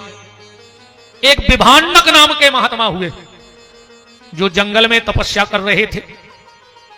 जब इनकी तपस्या पूर्णता पे आने लगी तो रंभा नाम की अप्सरा ने इनकी तपस्या को खंडित कर दिया और इनका तेज गिर गया जमीन में। एक हिरणी ने उस तेज को चाट लिया और वो हिरणी हो गई गर्भ से, उसके गर्भ रह गया। उसके यहां एक बच्चा हुआ जो शरीर तो इंसान जैसा था पर उसके सींग हो गए। इनका नाम ही श्रृंगी ऋषि पड़ा। विभांडक ऋषि ने विचार किया कि हम स्त्री को जानते थे तो स्त्री को देखकर हम मोहित हुए, पर अब हम अपने बेटा को दूसरी स्त्री देख नहीं लेने। जब वो स्त्री के बारे में जान है ही नहीं तो मोहत कहां से हुई है। जंगल में रख के पाला पोसा बड़ा किया। उसी समय अयोध्या में भयंकर अकाल पड़ गया। बूंद बूंद की त्राही मच गई, जनधन की आनी हानि होने लगी। दशरथ जी ने वशिष्ठ जी से कहा, गुरुदेव गुरुदेव अब आप कोई उपाय बताओ। बोले एक ही उपाय है, अगर श्रृंगी ऋषि का पांव अयोध्या की भूमि में पड़ जाए तो बारिश हो जाएगी, पर उनको लाना बहुत कठिन है। बोले हम प्रार्थना करेंगे। बोले नहीं मानेंगे, उनको तो छल से लाया जा सकता है। तो छल के द्वारा श्रृंगी ऋषि को अयोध्या लाया गया, भयंकर बारिश हुई। पर जब विभांडक को पता लगा कि दशरथ मेरे पुत्र को छल से उठा ले गया, तुझे फरसा लेके दौरे है मार वे, पूरी अयोध्या को विनाश करवे। वशिष्ठ ने कहा, राजन बस अब एक ही उपाय है, दोनों हाथ पीछे बांध लो, गले में गाय बांधने वाली रस्सी टांग लो और मुंह में एक घास का तिनका दमा के अयोध्या की सीमा में खड़े हो जाओ, वरना एक संत के क्रोध से अब अयोध्या को कोई नहीं बचा सकता। और जितने जल्दी हो सके, जो तुमने काशीराज की बिटिया जिसका नाम है शांता, उसका विवाह कर दो श्रृंगी से। तो काशीराज की जो गोद ली हुई बेटी दशरथ जी की थी जिसका नाम था शांता, उसका विवाह किया। और अपनी गद्दी पे जब इतना सम्मान देखा तो विभांडक का क्रोध शांत हो गया। ये दशरथ जी के दामाद भी हैं श्रृंगी ऋषि, उनको बुला लो तो यज्ञ हो जाएगा। दशरथ जी ने कहा, सुमंत जाओ श्रृंगी ऋषि के यहां निमंत्रण ले जाओ। वशिष्ठ जी बोले रुक जाओ, श्रृंगी ऋषि के यहां राजा दशरथ नहीं जाएगा, ना राजा दशरथ का मंत्री जाएगा। बोले फिर कौन जाएगा? बोले वहां एक याचक दशरथ जाएगा, एक भिखारी दशरथ जाएगा, एक मांगने वाला दशरथ बन के जाएगा। क्यों? कि संत के दरवाजे कभी धन के अभिमान में नहीं जाना चाहिए, ज्ञान के अभिमान में नहीं जाना चाहिए, और मान की कामना लेके नहीं जाना चाहिए कि हम वहां जाएंगे तो हमें सम्मान मिलेगा। क्योंकि जो मंदिर में संत के सामने तीर्थों में सम्मान की कामना लेके जाते हैं, मैं चैलेंज देता हूं, ना तो उसे भगवान मिलेगा, ना जप का, ना ध्यान का कोई फल मिलेगा। कोई फल नहीं मिलेगा अगर तुम सम्मान नहीं ढूंढते रहे होते। इसलिए भगवान के यहां भगवान के बन के जाओ। किसी ने क्या खूब कहा है कि झूठी बुलंदियों का धुआं पार करके आ, झूठी बुलंदियों का धुआं पार करके आ, कद नापना है मेरा तो छत से उतर के आ। छत पे से नीचे वाले को कद नहीं नाप सकता तुम नीचे आने पर है। झूठी बुलंदियों का धुआं पार करके आ, कद नापना है मेरा तो छत से उतर के आ। और दौलत का रथ, दौलत का रथ फकीर के दर तक न जाएगा, दौलत का रथ फकीर के दर तक न जाएगा। कुछ मांगना है उससे तो पैदल उतर के जा। जब तक पैदल नहीं जाओगे तब तक वहां कुछ मिलने वाला नहीं, शरणागति लेके जानी पड़ेगी। श्रृंगी ऋषि आए, यज्ञ होने लगा। आज मैं कुछ दो चौपाइयों पर विशेष चर्चा कर रहा हूं, इसलिए मैंने एक बार भूपति मनमाही पे कोई भाव नहीं रखे। पिछले वीडियो में मेरे बहुत भाव हैं, इसलिए आज मैं सिर्फ आपको यह बताना चाहता हूं कि दशरथ कौशल्या को तो राम मिल गए, पर तुम्हें राम कैसे मिलेंगे। और पूरी रामायण का भेद 3 चौपाइयों में है। अगर राम से मिलना है तो इन 3 चौपाइयों को राम जन्म की अपने जीवन में उतार लेना। ये व्यास गद्दी भरोसा दिलाती है कि तुम्हें राम मिल जाएंगे। अच्छा, दशरथ और कौशल्या को राम कैसे मिले? बोले खीर से मिले। मिले कि नहीं मिले? खीर खाने से मिले। आज उस खीर को समझना है कि वो खीर क्या है, कि हमें भी राम हमारे घर में प्रकट हो जाएं। यज्ञ हुआ, खीर निकली, दशरथ जी ने उसका बंटवारा कर दिया। अर्ध भाग कौशल्या दीना, उभय भाग आदे कर लीना, कह कई कह सो नृपदय हूं, उभय भाग आदे कर लय। खीर के 2 हिस्सा भाई पहले सो आधो कौशल्या को मिल गो। अब आधे में के 2 हिस्सा भाई सो चौथाई के कई को दे दो। आनंद रामायण में ऐसी भी कथा आउत है कि जैसे ही कैकई के हाथ पे वह खीर रखी गई तो एक सुबरचला नाम की अप्सरा, जो संतों के श्राप से गीध बन गई थी, गिद्धी, वो आई और आकर के वो खीर उठाई और उड़ गई। उस समय आंजनेरी पहाड़ पर श्री हनुमान जी की माता अंजनी पुत्र कामना से तपस्या कर रही थी, और वो खीर जाकर के माता अंजनी के हाथ में गिरी, और उसी खीर से हनुमान जी का जन्म हुआ। ऐसा आनंद रामायण का लेख है। और इसीलिए राम जी ने हनुमान जी से एक बात कह दी कि तुम मामा प्रिय भारतई सम भाई, जबकि लक्ष्मण जी संगे खड़े। तो लक्ष्मण को बुरा होने लगा कि हम 14 साल से पीछे आने फिर रहे, तो तुम यही कह देते कि तुम मम प्रिय लक्ष्मण सम भाई, पर कह रहे तुम मम। क्यों? राम जी बोले हनुमान, जिस खीर से भारत का जन्म होना था उसी खीर से तुम्हारा जन्म हुआ है, इसीलिए तुम भी मुझे उतने ही प्यारे हो जितना मुझे भारत प्यारा है। अब इसका एक प्रमाण और देखो, तुलसीदास जी ने हनुमान चालीसा लिखा और उसमें क्या लिखा? श्री गुरु चरण सरोज रज निज मन मुकुर सुधार अपरणु रघुबर विमल जस। किसका जस है? वर्णु रघुबर। आज पूरा हनुमान चालीसा पढ़ो तो मैं प्रशंसा हनुमान जी की है। तो ऐसे तो जो लग रहा हो कि माल कछु और लेवल कछु और चिपका के मार्केट में बेच दोगा। बताओ, राम जी की प्रशंसा है क्या हनुमान चालीसा में? हनुमान जी की प्रशंसा है, पर छापा काय को लगो? कौन कंपनी को? बारहु रघुबर विमल जस। जाके ने बारहु हनुमत चरित अब जोदायक फल चार। तो लेवल जो माल भी वही, पर पैकेट पे लेवल कोई और लगा हो, और भाई मान के चलो कि नमक को लेवल लगा के निरमा बेच दो जाए। तो छाप राम जी की लगी है, अब प्रशंसा हनुमान जी की हो गई। इसका कारण क्या है? पहले तुलसीदास जी यही लिख रहे थे कि बारहु हनुमत चरित अब, इतनो लिखें और सवेरे मिटो मिले। एक दिन तुलसीदास जी ने हनुमान जी से शिकायत करी कि हम एक ग्रंथ लिख रहे हैं, और ये ग्रंथ लिखा कहां गया? हनुमान चालीसा, शायद आपको पता होगा कहां लिखा गया था? जेल में। हनुमान चालीसा की रचना कहां हुई? जेल में। जब बादशाह से शिकायत कर दी कि एक फकीर है हिंदू समाज का और अपने आप को बड़ा चमत्कारी बताता है, बादशाह ने उठा के जेल में डाल दिया तुलसीदास जी को। अब फिर जब उन्हें हनुमान चालीसा लिखा तो कहते हैं कि बादशाह के राज में इतने बंदर आए, इतने बंदर आए कि हनुमान जी को, तुलसीदास जी को रिहा करना पड़ा, क्षमा मांगनी पड़ी बादशाह को। तो जेल में लिख रहे थे, मिटो मिले। तुलसीदास जी ने हनुमान जी से प्रार्थना करी कि हम एक ग्रंथ लिख रहे हो, कौन मिटा देत। हनुमान जी बोले हम ही मिटा देत। कौन नहीं मिटा रहा? बोले काय? बोले तुम्हें जा परमिशन कोने दई कि तुम हमारा चरित्र लिखो? किसने कहा कि मेरी प्रशंसा करो? बोले फिर? बोले तुम्हें प्रशंसा करने तो फिर अकेले हमारे प्रभु की प्रशंसा करो। तुलसीदास जी ने बोली अब क्या करें जी, तो मिटा दे। तो तुलसीदास जी को खबर आ गई कि हनुमान जी भी रघुबरई हैं। कैसे? बोले जोन खीर से जे चारई भज्जा भाई, वही से तो हनुमान जी भाई, वही खीर से हनुमान जी भाई। तो बोले लिख दे बारहु रघुबर विमल जस।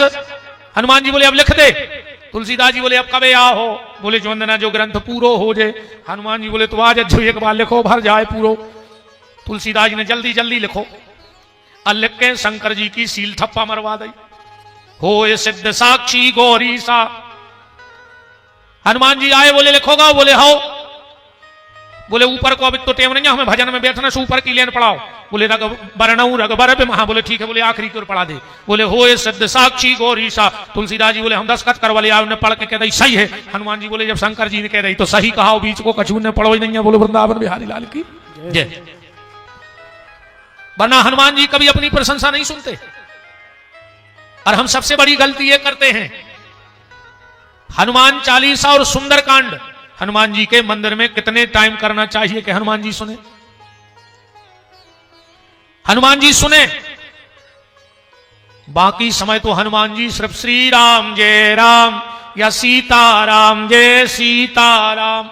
हनुमान जी का 24 घंटे में मात्र 3 घंटे का टाइम है खुद का, और उन 3 घंटे में हनुमान जी चौकी लगा के बैठते हैं कि जो भी उस 3 घंटा वो समय कवे है, उतने टाइम तुम हनुमान जी के मंदिर चले जाओ, तुम्हारी अगर कामना पूरी नहीं हो तो गारंटी है। अब बाकी तो तुम कितना लगे रहो होते, कुछ नहीं होने का, जब सेवा में है तुम्हारी सुनाई नहीं जाए, वे खुद के भजन में मस्त हैं। तो खीर प्रकट हुई, कैकई ने और कौशल्या ने तनक तनक सी खीर कौन को दे दी? सुमित्रा को, दशरथ जी ने नहीं दी। हमारे पिछले वीडियो में सुन ली, पहलो ब्याह दशरथ जी को सुमित्रा से भाव है। यही तुलसी कृत में चौपाई पढ़ के हमने पिछले वीडियो में डलवाई है कि पहली ब्याहता सुमित्रा आए। तो कौशल्या ने कैकई ने खीर दी। एक जने कथा में सुना रहे थे कि जब कौशल्या और कैकई ने सुमित्रा को खीर दी तो सुमित्रा जी बोली हे भगवान हमें 2 लड़का दियो। बोले काय? बोले एक लगा दें कौशल्या के लड़का के संग एक राम और एक के कई के बोले काय, बोले मुख्यमंत्री को बने अयोध्या को, पर घर को एक मंत्री तो पक्को रहे, पार्टी में कौन रेवे। जैसे आजकल बिल्कुल जो ही चल रहा हो, दो भज्जा है तो दो ही जगह चिपके, सरकार को की बनी रेवे, काम तो अपनो चल है नहीं। राम मंत्री तो लक्ष्मण गृह मंत्री, अब भरत मुख्यमंत्री तो शत्रुघ्न गृह मंत्री। सरकार को की आवे पर शासन अपनो बनो रेवे, पर ऐसा नहीं था, ये तो व्यर्थ की बकवास है। सुमित्रा जी कह रही हैं, हे भगवान मुझे 2 पुत्र देना। बोले क्यों? बोले एक मैं राम रूपी भगवंत की सेवा में लगा दूंगी और एक पुत्र संत की सेवा में लगा दूंगी। हमारा निवेदन जो है, हमने कल कही थी कि आदमी कहते शेर का बच्चा एक ही अच्छा, और अब कहते हैं बाल बच्चे सबसे अच्छे कहते हैं। पर हमारा निवेदन जो है, कम से कम एक तुम्हारी सेवा को हो। अगर तुम्हें एक ही लड़का अच्छो लगा तो एक तुम अपनी सेवा के लाने उसको जन्म दो, और एक पुत्र अपना राष्ट्र की सेवा को जन्म दो कि वो राष्ट्र की सेवा करे, धर्म की सेवा करे, और सनातन के लाने छोड़ दे के जाओ, बन जाओ बाबा सनातन बचाओ। तना कर बैठो, फूफा कहां जा रहे हैं भगवान को जन्म होने, बैठ जाओ, कहां भाग रहे हैं, हम भगवान को जन्म कर रहे हैं, बैठ जाओ तुम तो अपन होने ग्रहण है, ये तो लौटिया है फूफा कहां जे हैं, बैठो। अब को उन्हें भागी दो, राम जी को जन्म होने, अब जा तो सुनाइए कि तुम्हें राम कैसे मिल, कौन से लिया दशरथ को खीर से मिल गए, तुम्हें कैसे कछु जानकारी है? चलो 2 मिनट की जानकारी हो, फिर मूल बात सुनो कि तुम्हें राम कैसे मिले। हमारे गर्ग जी कुछ जानकारी दे रहे हैं। भाग्यो को उन्हें अजय को भग जाए सो सीताराम जानियो। भाई देवता आ रहा है साहुन में गार्डन में स्वरूप बदल बदल के राम को जन्म होने, तुम्हें तहीं से भगे जा रहा है। ओम कृष्णाय वासुदेवाय हरे परमात्मने प्रणक्लेशाय गोविंदाय नमो नमः। मंचस ब्राजस हमारे बुंदेलखंड के तुलसी श्री विपिन बिहारी जी महाराज के चरणों में प्रणाम। मंचस आचार्यगण सभी को प्रणाम।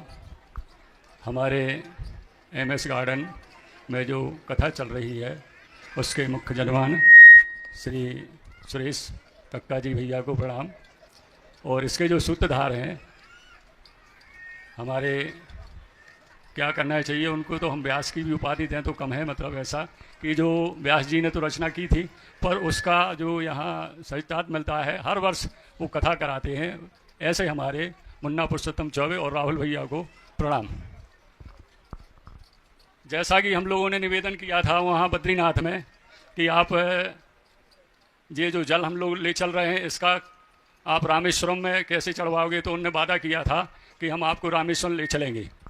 तो अपन को 26 जनवरी मतलब 10 जनवरी में 26 में चलना है, तो उसके बारे में कुछ जानकारी हम आपको दे रहे हैं कि इसमें है जे रामेश्वर दर्शन करही बिन प्रयास भव सागर तरही, जे गंगा जल आन चढ़ावई ते नर पूज मुक्ति तर पावई। जो अपन गंगा जल ले आए हैं, जब तक वो रामेश्वर में नहीं चढ़ेगा तब तक अपने गंगा जल का ज़्यादा महत्व नहीं है, इसलिए अपन को इस गंगा जल को लेके चलना है। अच्छा, और जैसे अपने क्षेत्र के जो गुरुजी हैं उनकी एक और विशेषता है। हम लोग जैसे ओंकारेश्वर गए थे, संत समागम का पिछले वर्ष सम्मेलन हुआ था, उसके जो मुख्य अतिथि थे राजेंद्र शुक्ल जी, तो वहाँ में प्रतिनिधित्व करने का मौका मिला। जब नाम पुकारा गया कि रामकृष्ण करके 2 मिनट के लिए बोलेंगे, तो हम ज़्यादा उसमें नहीं कहेंगे, हमने कहा उसमें क्या है, कहने लगे कि विपिन बिहारी जी जो एक क्षेत्रीय भाषा का प्रचार कर रहे हैं, वहाँ उनने प्रशंसा की, जिसका संचालन अरविंद त्रिवेदी जी कर रहे थे, उज्जैन मंदिर के थे। तो फिर हमने कहा कि नहीं, अब हम इनको बुलाया जा रहा है। तो ऐसी कथा जो बुंदेलखंड के जो तुलसी है वहाँ भी इसकी मांग है, मतलब हमारी बुंदेलखंड की कथा को जीवित रखने में इनका बहुत श्रेय है। हम तो इनको बारंबार प्रणाम करते हैं। और यही कथा अपने रामेश्वरम में इन्हीं के मुखारबिंद से अपन को सुनने को मिलेगी 14 जनवरी 2026 में। तो यहाँ से अपन को चलना है 10 जनवरी को और 13 जनवरी को पहुँचेंगे। और यहाँ से बस द्वारा अपन को बीना जाना है और बीना से 4 बजे अपन को ट्रेन मिलेगी। 4 बजे अपन तो 13 जनवरी को वहाँ रामेश्वरम पहुँचेंगे और 22 जनवरी को वहाँ से वापसी है। गुरुजी कथा राम कथा या भागवत कथा? अच्छा जी जी, हाँ आप ही व्यास जी रहेंगे। अब कथा जो भी है 22 जनवरी को वहाँ से अपन वापस आएंगे। इसके लिए आप लोगों से निवेदन करने के लिए हमको बुलाया है कि अपन आधार कार्ड और 2 फोटो अपन को शीघ्रता से जमा करना है, जिससे अपने रिजर्वेशन में कोई ज़्यादा परेशानी ना जाए और अपना रिजर्वेशन सुनिश्चित हो सके। इसके लिए आपको आधार कार्ड, 2 फोटो और राशि 6500 रुपये रखी गई है, जो एक नॉमिनल है, क्योंकि यहाँ से बस द्वारा और वहाँ पूरी व्यवस्था। अभी मुन्ना भैया जून में गए थे तो वहाँ धर्मशाला वगैरह सब पूरा बुक करके आए। इतनी चिंता है और कह रहे थे कि हम फिर पहले से पहुँच जाएंगे। किसी भक्त को, जैसे हम लोग बद्रीनाथ गए थे, वहाँ लगभग 400 लोगों की व्यवस्था थी, पर वहाँ जब पहुँचे तो 700 थे, 900 थे। जी जी जी 900 थे, और घर से भी अच्छी व्यवस्था रही। किसी को ये महसूस नहीं हुआ कि हम बद्रीनाथ में हैं। इतनी प्यारी व्यवस्था, खाने पीने से लेकर दवाई दारू से लेकर सोने पड़ने की बहुत अच्छी व्यवस्था रखी। ऐसे साधुवाद के पात्र हमारे मुन्ना भैया, उनको तो हृदय से जितनी भी कहा जाए वो कम है। ऐसे हमारे मुन्ना भैया हैं। अभी भी वो जून में वहाँ धर्मशाला वगैरह रिजर्व करके आए हैं और उसी की व्यवस्था में लगे हैं। तो इसके लिए अपन को आधार कार्ड और 2 फोटो अति शीघ्र मुन्ना भैया के यहाँ, राहुल भैया के यहाँ या श्रीकांत के पास जमा कर सकते हैं। साथ में 6500 रुपये की राशि आप जमा करें, जिससे अपना रिजर्वेशन सुनिश्चित हो सके। इन्हीं शब्दों के साथ मैं आपसे आज्ञा लेता हूँ। जय जय बोलो काशी विश्वनाथ की।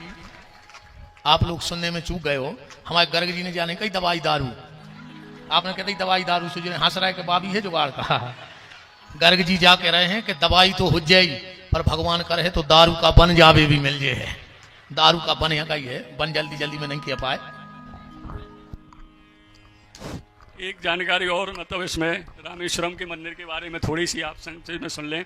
वहाँ जो अपन मंदिर चल रहे हैं, रामेश्वर मंदिर, जो स्वयं अभी कथा में आएगा कि राम जी के द्वारा स्थापित है और एक हनुमान जी के द्वारा। 2 शिवलिंग है उस मंदिर में, जिसको एक रामलिंगम और दूसरा शिवलिंगम है उसमें, और एक शेषमणि भी है उसमें। शेषमणि का दर्शन 4 से 5 बजे के बीच में आरती में होता है। गंधमादन पर्वत भी है वहाँ, जटायु मंदिर भी है, पंचमुखी हनुमान है जहाँ पहले उनने दर्शन दिए थे वहीं पर, और धनुष कोठी है, जो 2 समुद्रों का मेल भी है, हिंद महासागर और बंगाल की खाड़ी।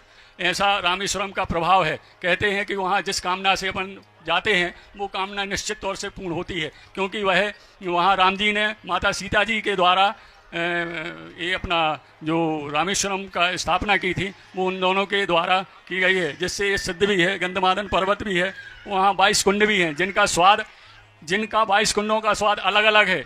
समुद्र के किनारे होते हुए भी मीठे कूप हैं। ऐसे हमें रामेश्वरम की यात्रा करने वाली, और 1212 खंबे हैं, 1.5 फुट लंबा गलियारा है, जो विश्व का सबसे बड़ा गलियारा है। ऐसे हमें रामेश्वरम के दर्शन जाने का सौभाग्य प्राप्त होगा। और हम जी जय। अब हम जन्म की तरफ चलते हैं। बात को समझना, खीर क्या है? खीर 3 चीजों से बनती है। अगर तुम भी चाहते हो कि कौशल्या और दशरथ की तरह राम तुम्हें मिल जाएं, खीर बनती है 3 चीजों से, दूध से, चावल से और शक्कर से। अब फिर में तुम स्वाद के लाने काजू, किशमिश, बादाम, छुहारे, कछु डालत रहो, पर प्रमुखता से 3 चीजों से खीर बनती है, दूध से, चावल से और शक्कर से। 2 मिनट और बैठे रहो, आप लोगों से निवेदन है, 2 मिनट के लिए बस, मत जाओ। राम जी के जन्म को सुन लो, हम ज्यादा विस्तार नहीं देंगे, मेन आपको बात बता रहे हैं। दूध का मतलब है ज्ञान। दूध बिल्कुल सफेद होता है, ऐसे हमारा ज्ञान शास्त्र मत होना चाहिए। खीर, राम प्रकट होंगे खीर से, तो दूध क्या है? बोले ज्ञान। ज्ञान मतलब साफ हो, शुद्ध हो। चावल क्या है? बोले कर्म।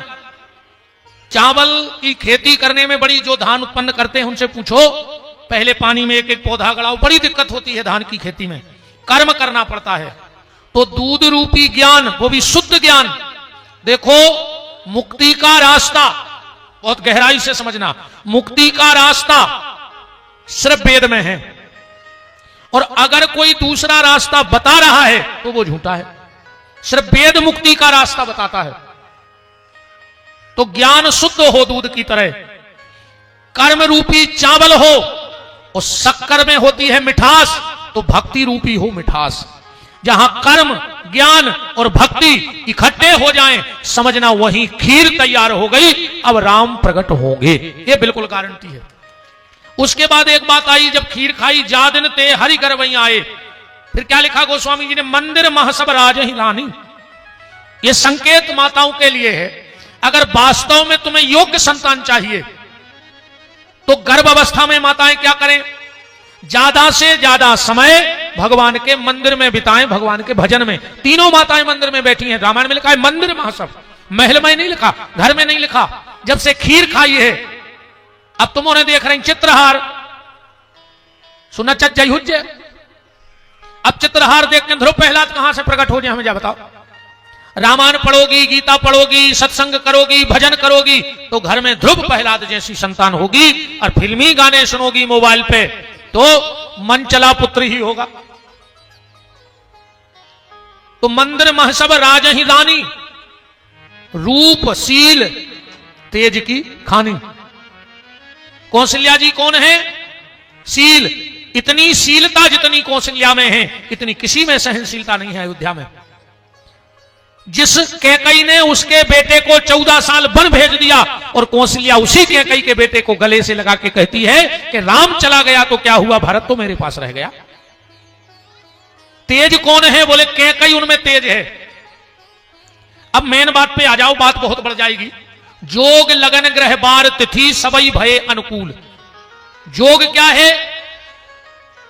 जोग का मतलब है योग।